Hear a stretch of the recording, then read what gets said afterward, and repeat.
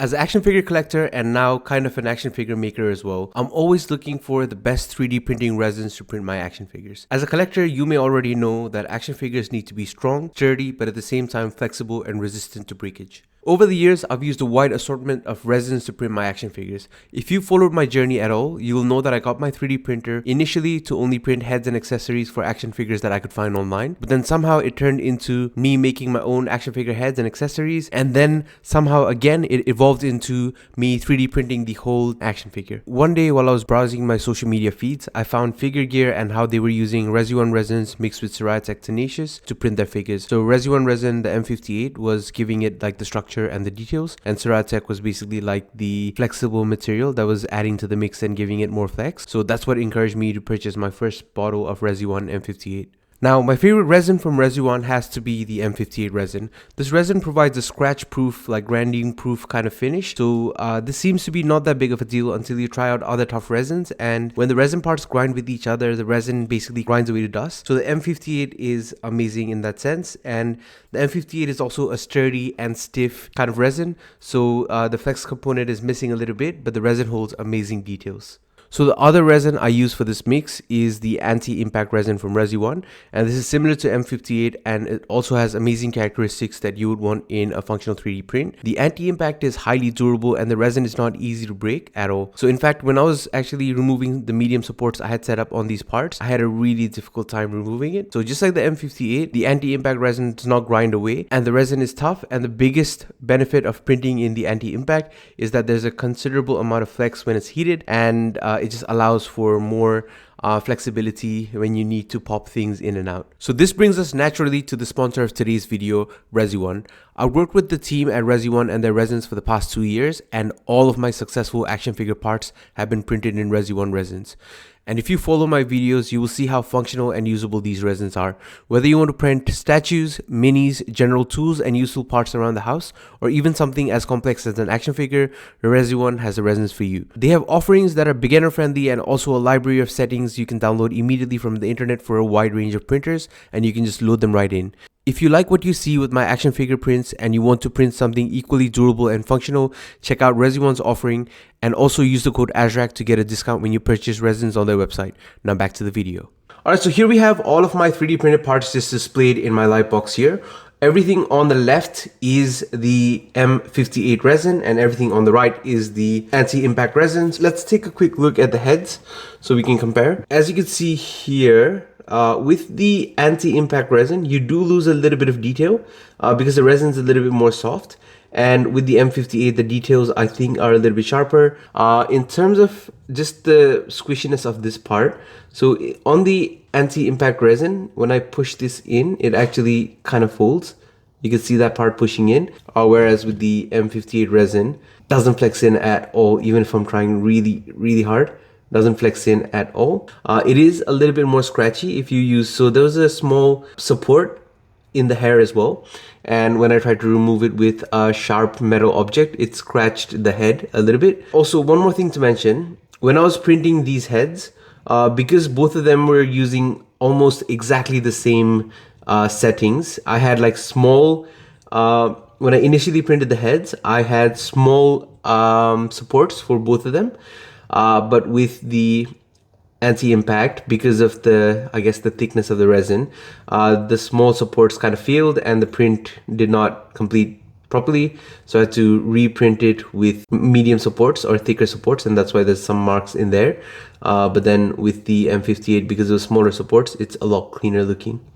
Alright, so we'll move on to this section here where we're looking at this ball joint. I'll add files so you can download this ball joint and test it out yourself. But basically, I've printed the M58 ball joint as well as the anti-impact ball joint. Both of these resins printed really well.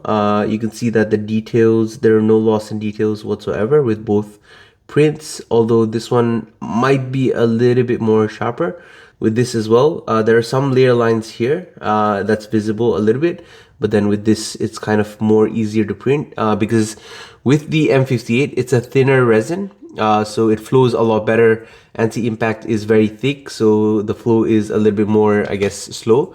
However, with the anti-impact, you can see a little bit of squish in there when I try it. So this will be way more visible, so I can squish these thin walled parts without heating it, and I finally was able to break that. So what I was about to mention is I broke all of this off really easily from the M58, but with the anti-impact I wasn't able to break it at all, and now it's kind of starting to peel away. I think it's because it's really cold in Melbourne now. But yeah, that was way harder to break off, especially when it's warmer. Because it's cold, the resin might have been more stiff, so it's breaking away now. For action figures, anti-impact has better pseudo qualities. So both of these resins, even if I go really crazy on this, it won't have any rub marks. So there's some slight rub marks, but then there's no grinding at all. With M58, same thing. I'm being very harsh with it. There is no like huge grinding or any of that issue, so that's pretty cool. So I'll quickly heat them up and plug them in together, and we'll do it in front of the camera as well to see how good it plugs in. So here we have the anti-impact resin all heated up, and it's a really soft kind of pliable material now. It should plug straight through, no issues, and it allows for all kinds of articulation. All right, so here we have the M58, and it's nowhere near as flexible as the anti-impact. However, I've heated this now, so it should be easier to plug this in. So there's a definite pop there, so it's fully in, and similar to the anti-impact, it allows for all kinds of movements in there. It has a little bit more of a grippiness texture here, which I think for an action figure, because you want it to stick to positions, works a lot well as well. But yeah, it's kind of like a more sticky kind of material, and also more stiff. So with the anti-impact, once you heat it up, it'll flex right out of the way. Now it's cooled down a little bit, so it's difficult to unassemble. But yeah, once you kind of heat it up and then it kind of warps, it takes on a new shape almost. Well, with the M58, it springs back into its original shape, or it holds its original shape much better. All right, moving on to the actual joint of an action figure. So both of them are the exact same leg. As you can see with the anti-impact resin, there are some layer lines here because the resin's a lot thicker. And with the M58, it's a lot smoother because, yeah, the resin just flows so much better. With these parts, they printed well because for some reason I kind of sliced them wrong and then it stuck to the base plate. So there's like a weird thing that's happening here, an artifact because it's stuck to the base plate. But these parts printed out really nicely. They weren't stuck to the base plate, and these are both like half parts. And as you can see here, the support artifacts are a lot less because I use small supports. But for this part, it failed in my initial attempt because I was using small supports, and I had to use medium supports to print this. All right, so here we have heated up both these joints. As you can see with the anti-impact, it bends in a lot more. With the M58, not as much. It's a lot more stiffer and it comes back into its original position. So here we have the calf joint heated quite a bit. I'm just trying to find out. All right, so the joint is now easy to slip in.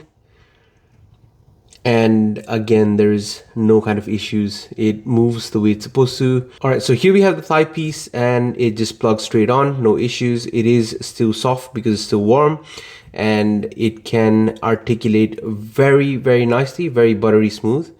Although it is a little bit too smooth in my opinion because, yeah, it might flop around a little bit. So you can, yeah, it kind of flops around a little bit. All right, here we have the part slightly heated up and we're ready to plug it in. Now this, with the anti-impact heated up, it does allow the joint to go in. Look at that. It's just so much more grippy when moving it. So that's something I like about the M58 resin. All right, here we have the thigh part heated up as well. We'll quickly get it to flex slightly and pop that in. Wonderful. And we'll press it in slightly and let it cool for about 2 seconds. So there are a lot of support marks in the thighs here, just because it's a huge piece. Usually I position it in a way where there's not as many kind of support marks, but then yeah, for this print I just didn't really care about the support marks because it was more about the resins than the support marks. But as you can see, it's a lot stiffer. I have to do that a lot harder than if I were to do it on the anti-impact. So finally, we've made our way onto the ankle joints that I've printed out here. Here we have the resin heated up slightly. I want to be able to push that in, so that kind of, yeah, so it's a softer material, so it kind of went right around the joint, and it's not that easy to break either. So if I flex it the wrong way, obviously you can break like actual plastic parts. Even I think thinner metals, if you push it the wrong way, it can break. But if you're pushing it the right way, this is not breaking anytime soon. There was not a single chance that the M58 was going in without being heated up. So I've heated that up slightly now, and I'm doing this behind the camera, in front of the camera, so it's kind of weird. All right, so this here is the M58 put together, and as you can see, there is a lot more stiffness in the joint, and I'm putting in a little bit more pressure to actually get it to move. So that is good and bad. The reason it's good is it will hold its position. Reason it's bad is if you are putting in a little bit more pressure, you might push it the wrong way and break it. Now here we have the M58 part fully joined in. Typically what I do when I put this ankle joint onto the body is I Dremel out a little bit of the cavity here. The reason I do that is even though there are built-in tolerances, I slightly overexpose my resin so that I get tighter tolerances, and that kind of makes some of the cavities a little bit harder to deal with. So in saying that, now I also want to demo if this will break or not. This is purely made in M58, and M58 is more of a easier to break kind of material. It is still stronger than your average resin, but because it's a little bit more stiff, it's more prone to breaking. So if I twist it here, it did not break, which is surprising, but also cool at the same time. It's because I've used like thicker pegs now, just because it was breaking before, which I put in a lot of pressure onto that. As you can see here, I'm actually getting it to flex quite a bit, so it's not breaking, which is a really good sign. And it's actually rotating, so that's even better. Yeah, so I guess that's staying put. It's not gonna break, so I've done a good job with engineering those. So yeah, well done me, I guess. Cool, we'll put together the anti-impact. All right, so here we have the anti-impact pegged in, and I think that's pegged in a little bit more than the M58 because of reasons, I don't know why. But yeah, again, we're trying to, oh, that's not breaking, which is amazing, and it's moving easier and easier as well. So I've done a good job with the thicker pegs. Amazing. With the anti-impact, because it's softer material, I think it will probably flex before it moves. Well, I was wrong. It does move, and it's still a little bit soft from me heating it up, so we'll probably give it a second to cool before we come back to it. Yeah, it's moving better than the M58. It's just easier to push around. And also, it's a little bit more flexible as well. The reason I mix resins is because I get the best of both worlds. With the anti-impact, it's a little bit softer, more pliable, and it's more durable. It's difficult to break. Even with that piece that was at the bottom here, the outskirt, I could not break it at all till today, and I don't know how it broke today, but it did. And with the M58, it just snaps off really quickly and easily. So with the M58, you might have more breakages if you're working with smaller parts, but then I think with the new engineered joints and the thicker parts, they kind of are okay. Okay, so let's get into mixing some resins. To mix my resins, I use a plastic measuring jug that has measurements across the side. Make sure you have all of your personal protection equipment like your nitrile gloves, your mask, and also if you need eye protection, get that as well. But here are some things to keep in mind while mixing resins. The capacity of the bottle matters. Mix a little bit less than the full 1 liter capacity of the bottle, because typically if you mix 900 ml of resin, you basically have a little bit of empty space to shake well before use, and the resins fade in without any issues, even if you over pour into your measuring container. Heat up your resins if it's cold or it's winter where you live. Resins work best at 25 degrees Celsius or 77 degrees Fahrenheit and above. So if your resins are under that kind of temperature, it's not optimal for the resin to flow. So you'll have some issues with printing as well as some issues when you're mixing your resins. You need to thoroughly be able to shake your resins, and if the resin is not flowing the way it's supposed to, you basically have sediments at the bottom and the resin will not mix correctly. And if you're in a colder kind of environment, turn up your heater. What I typically do is put a small space heater right next to the resins and heat the resins up for about 5 to 10 minutes before I mix them. If you're mixing up 900 milliliters of resin, you got to make sure that a 50-50 mix is 400 mLs of the first resin and 450 mLs of the second resin to get you to 900. So make sure you're doing the right thing and getting these calculations beforehand. What I typically do is I put it into Google. If I have a 60 to 40 ratio, I put that into Google.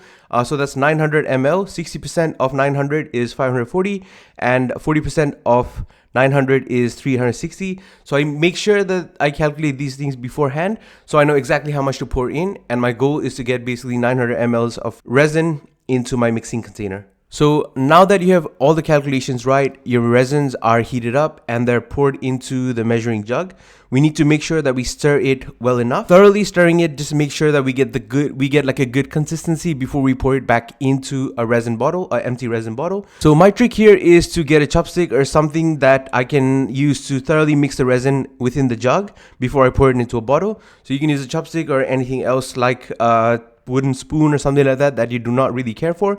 Mix the resins thoroughly, and once you've mixed it really well, that's when you pour it back into the resin bottle. So once you have the resins mixed, you have the benefit of both resin properties. The 50-50 anti-impact and M58 mix gives you a resin that is easier to print with because the resin is thinner and flows a lot better, but you also get a whole bunch of strength from the anti-impact and a whole bunch of detail retention from the M58. And also because this resin is thinner, when printing you can use smaller print supports and it will still print really well. So this resin is a really good mix that I've been using for all of my action figures for a little bit now. I've also experimented with the 60-40 anti-impact M58 mix, 60% of M58, which also gives you like a really good balance. But I'm just like doing a whole bunch of tests with different resins. And I think once I find the optimal resin, I'll always let you guys know on my Instagram. But yeah, I just keep trying with new things. I've also used the Resione anti-impact 50% mixed with the Resione TH72 50%. That gives you like a softer kind of mix. And here's an example of a figure I made using this kind of mix. And it's a little bit more flexible when you get the parts heated up. It's a lot easier to push around, and it's flexible and it doesn't really spring back to its original kind of state. So that's something to kind of keep in mind. And also the print dimension or the dimension accuracy is lost a little bit because it's so flexible, and if it's warm it will basically slightly mold into different shapes. So that's something I've tried with this figure here. And one of the issues I found is that the resin lacks a little bit of detail. There is good strength and flexibility with this resin, and even if the figure falls, I am less worried that it will break. But then again, the details on the face is a little bit lacking because of the resin I'm using. So that is how I mix my resins to combine the best qualities of two resins. I hope you learned a thing or two in this video. Thank you again, Resione, for sponsoring this video. And if you want to try out mixing your own resins, Resione is giving away 1 liter of Resione M58 plus 500 milliliters of Resione Anti-Impact to 3 lucky winners. To enter the giveaway, simply leave a comment down below and Resione and I will pick 3 lucky winners that are announced at a later date. So stay tuned for that. And if you like this video, stay tuned for more action figure content in the future. Resione is also working on a brand new resin that can be used to print action figures that is set to release in July. So I will do a review of that resin once I get my hands on it. So stay tuned for that as well, and see you all in the next video.